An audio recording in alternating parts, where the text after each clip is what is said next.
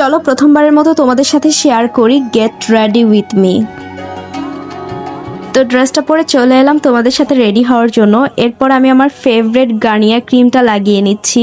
তারপর আমি আমার ভ্রুটাকে হালকা করে একটু আর্ট করে নিচ্ছি। সাধারণত বাইরে যখন প্রচন্ড রোদ থাকে তখন আমি বের হওয়ার সময় বিবি ক্রিমটা ইউজ করি। এই বিবি ক্রিমটা বেস্ট একটা বিবি ক্রিম ছিল, বাট আনফরচুনেটলি এটা শেষ হয়ে গিয়েছে। তাই আমি এখন আমার ফেসে কনসিলার লাগিয়ে নিচ্ছি।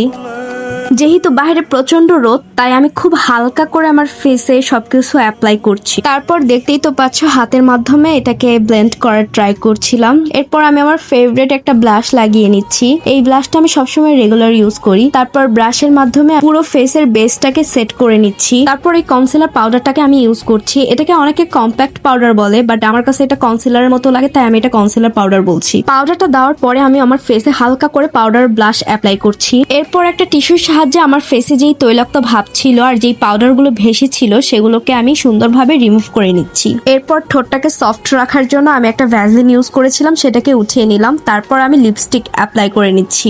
অনেকগুলো শেড মিলিয়ে আমি এক কালারের একটা লিপস্টিক তৈরি করে নিয়েছিলাম, দুইটা লিপ লাইনার আর একটা লিপস্টিকের সাহায্যে। এরপর লিপস্টিকটাকে ন্যাচারাল রাখার জন্য টিস্যু দিয়ে হালকা করে চাপ দিয়ে নিচ্ছি। তারপর এই দেখো রেডি হয়ে গেলাম। মেকআপ না করেও কি সুন্দর একটা মেকআপের ন্যাচারাল লুক নিয়ে নিলাম তোমাদের সাথে। এরপর আমি আমার খুব ফেভারিট একটা পারফিউম লাগিয়ে নিচ্ছি।